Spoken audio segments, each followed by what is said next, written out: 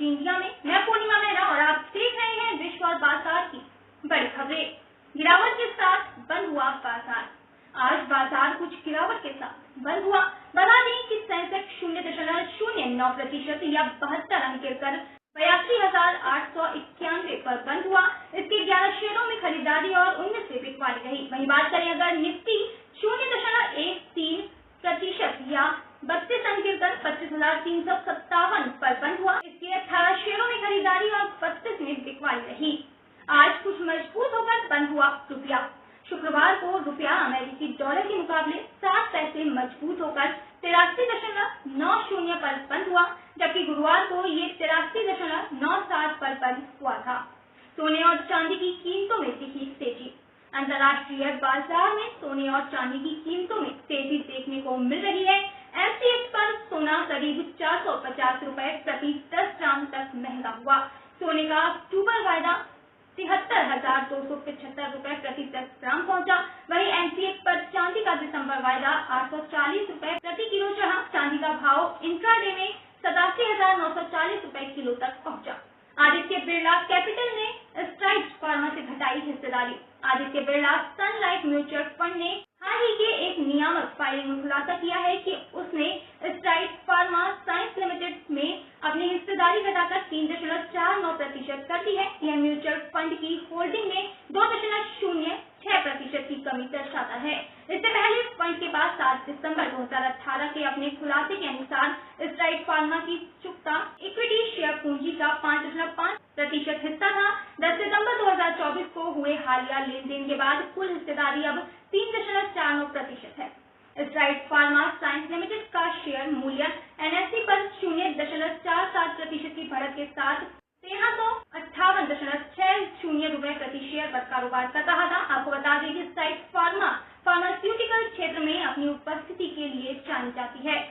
2024 में अब तक इसके शेयर की कीमत 106.94% रिटर्न दे चुकी है। पिछले एक साल में यह शेयर 190.68% चढ़ा है।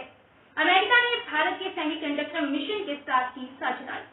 संयुक्त राज्य अमेरिका ने वैश्विक सेमीकंडक्टर परिदृश्य को मजबूत करने के लिए भारत के सेमीकंडक्टर मिशन के साथ साझेदारी की है। आपको बता दें कि यह राजनीतिक गठबंधन वैश्विक कमी के बीच सेमीकंडक्टर आपूर्ति श्रृंखला का लचीलापन बढ़ाने और विशिष्ट देशों पर निर्भरता को कम करने का लक्ष्य रखता है।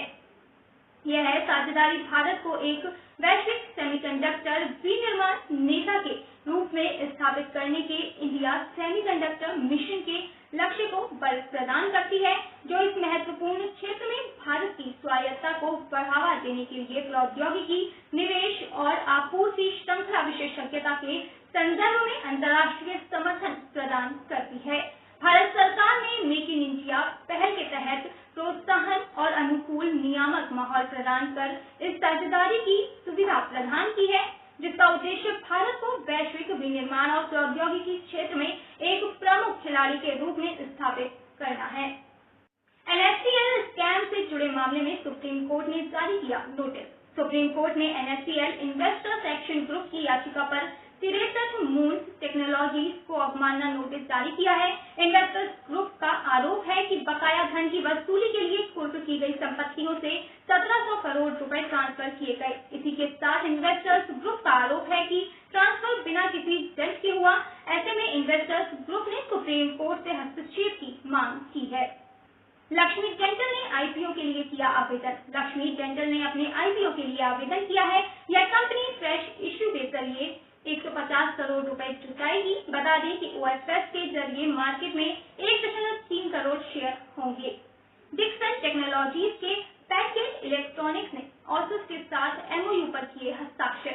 डिक्सन टेक्नोलॉजीज लिमिटेड की पूर्ण स्वामित्व वाली सहायक company packet electronics private limited ने नोटबुक जैसे सूचना प्रौद्योगिकी उत्पादों के निर्माण के लिए ऑसस इंडिया प्राइवेट लिमिटेड के साथ एक एमओयू पर हस्ताक्षर किए हैं। एक्सचेंज फाइलिंग में कंपनी ने बताया कि डिक्सन टेक्नोलॉजीज इंडिया लिमिटेड की पूर्ण स्वामित्व वाली सहायक company packet electronics private limited ने सूचना प्रौद्योगिकी उत्पादों यानी नोटबुक के निर्माण के लिए ऑसस इंडिया प्राइवेट लिमिटेड के साथ एक समझौता ज्ञापन में प्रवेश किया है, जो ऑसस की इकाई संस्थाओं या उसके सहयोगियों के साथ निश्चित समझौतों पर हस्ताक्षर के अधीन है। मैक्स हेल्थकेयर ने लक्षद्वीप ग्रुप के साथ किया समझौता। मैक्स हेल्थकेयर इंस्टीट्यूट लिमिटेड ने शुक्रवार को बताया कि उसने जेपी हेल्थकेयर लिमिटेड के अंतिम प्रमोटर समूह लक्षद्वीप ग्रुप के साथ एक रणनीतिक सहयोग समझौता किया है, जो कॉर्पोरेट दिवालियापन समाधान प्रक्रिया से गुजर रहा है। कंपनी के बयान के अनुसार इस राजनीतिक सहयोग और प्रस्तावित अधिग्रहण से MHIL को JHL में नियंत्रण हिस्सेदारी मिलेगी, जिसमें इसकी प्रमुख संपत्ति प्रसिद्ध 500 बिस्तरों वाला जेपी अस्पताल नोएडा भी शामिल है। कंपनी ने एक बयान में ये कहा है कि इस अधिग्रहण से MHIL का नेटवर्क काफी बढ़ जाएगा और NCR में इसकी नेतृत्वकारी स्थिति मजबूत होगी। वहीं मैक्स हेल्थकेयर इंस्टीट्यूट लिमिटेड के चेयरमैन और प्रबंध निदेशक अभय सोई ने कहा, जेपी हेल्थकेयर लिमिटेड को नेटवर्क में शामिल करना NCR में एक मजबूत उपस्थिति बनाने की हमारी यात्रा में एक महत्वपूर्ण मील का पत्थर है। एक ऐसा क्षेत्र जो न केवल 46 मिलियन लोगों का घर है, बल्कि एक आर्थिक केंद्र के रूप में भारतीय अर्थव्यवस्था को आकार देने में भी महत्वपूर्ण भूमिका निभाता है। आपको बता दें कि समझौते के तहत MHIL JHL के वित्तीय लेनदारों के स्वीकृत दावों के पुनर्भुगतान के लिए ऋण का आयोजन करेगा और साथ ही कंपनी में 64% हिस्सेदारी हासिल करने का प्रस्ताव करता है, जिसमें शेष हिस्सेदारी के लिए कॉल और पुट ऑप्शन शामिल है।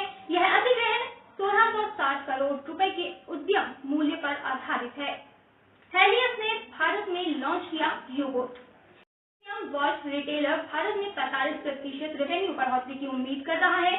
41 SKU के लॉन्च के साथ यूबोट टॉप 10 शहरों के स्टोर में उपलब्ध होगा। इनमें मुंबई, दिल्ली, बेंगलुरु, हैदराबाद और कोलकाता शामिल है। आपको बता दें कि हेलियस के पास वर्तमान में 240 स्टोर हैं।